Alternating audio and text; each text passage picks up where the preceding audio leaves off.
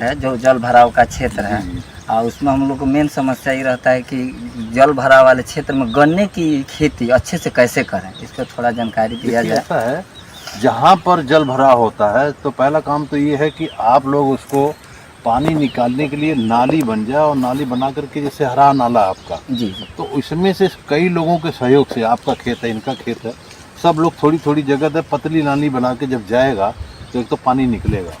दूसरी चीज़ है, जहाँ पर जल भराव एरिया है, जल भराव होता है, वहाँ पर आपको जैविक खाद उसके साथ ही साथ जो है चीनी मिल से जो राख निकलती है, जी जी। तो राख भी डालना चाहिए। राख पोटास का भी काम करता है, और राख जो है पानी सोखने का भी काम करता है। ज़मीन की जो पानी सोखने की क्षमता को वो जो चीनी मिल का राख है वो बढ़ा देगा। तो ये काम आप लोगों को करना चाहिए। इस साल से आप लोग उसको डाल करके आप देखिए कि ये वो काम कर रहा है नहीं कर रहा है।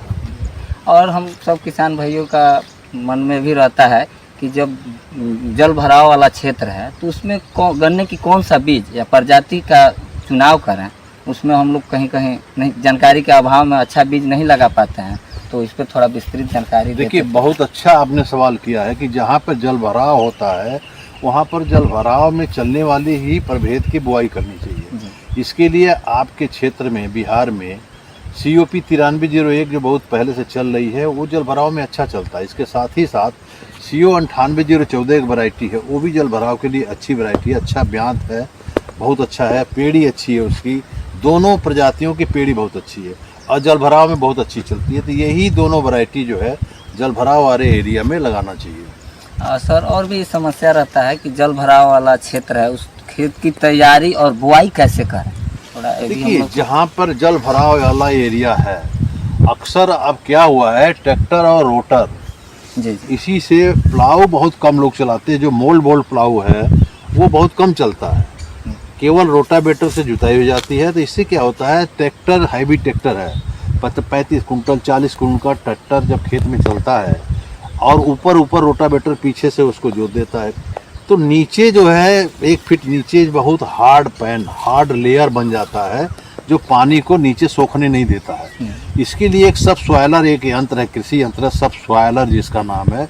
इसमें क्या है कि एक ही फाला होता है, इसमें एक फार होता है और वो लगभग 2.5 फीट गहराई तक ज़मीन को तोड़ देता है।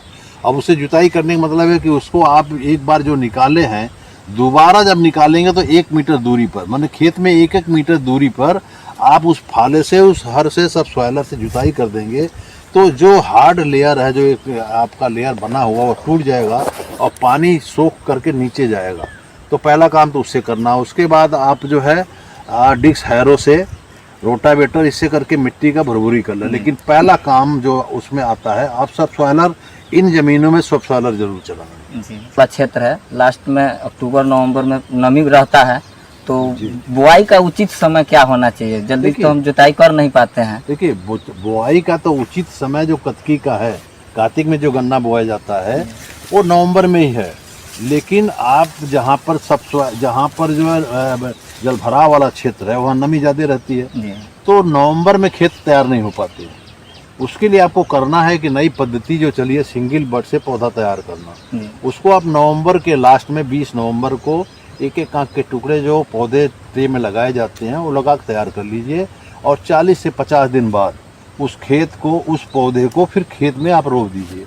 रोपने का तरीका क्या होगा कि आप जो है उसको 4 फीट लाइन से लाइन की दूरी, 4 फीट, पौधे से पौधे की दूरी जो है 9 इंच 6 इंच आप उस पौधे को लगा दीजिए। ये सबसे बेहतरीन तरीका है। अगर आप समय से नमी नहीं जा रही है तो पौधा तैयार कर लीजिए, और पौधा तैयार करके बो देंगे तो वो अक्टूबर सोइंग जैसे ही आपका खेत बनेगा कि अक्टूबर का ही बोया हुआ है।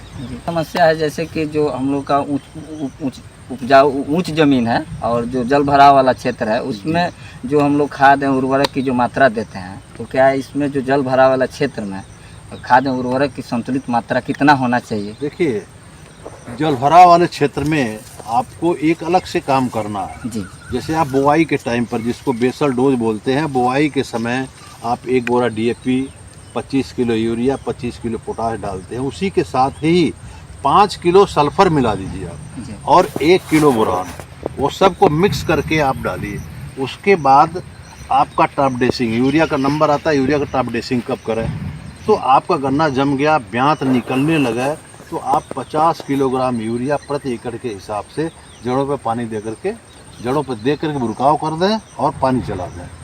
तीसरा डोज उसका ये है कि जब आप मिट्टी चढ़ाएं मानसून आने के पहले, तो फिर आप एक बोरी जो है DAP, 25 kilo urea, 25 kilo potash और सल्फर और बोरान जो पहले बताए थे, आप जड़ों पर दे करके अब मिट्टी चढ़ा दें उसको। इससे आपका गन्ना बहुत स्वस्थ और मजबूत होगा।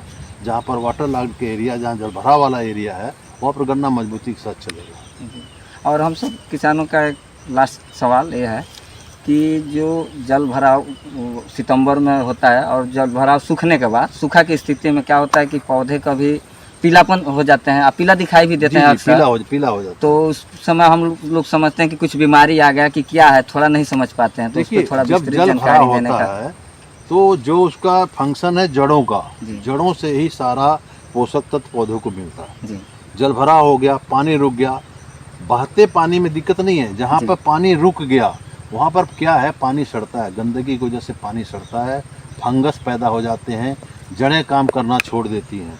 ये सारी चीज़ें उसके साथ आ जाता है, जिससे आपकी बढ़वार, जो जल भराव वाले गन्ने की जो बढ़वार है वो रुक जाती है, पौधा पीले होने लगते हैं। इसके लिए आपको 2 काम करना है। पानी अगर 6-7 इंच पानी खड़ा है या 1 फीट खड़ा है, तो उसके लिए आप चूना का प्रयोग कर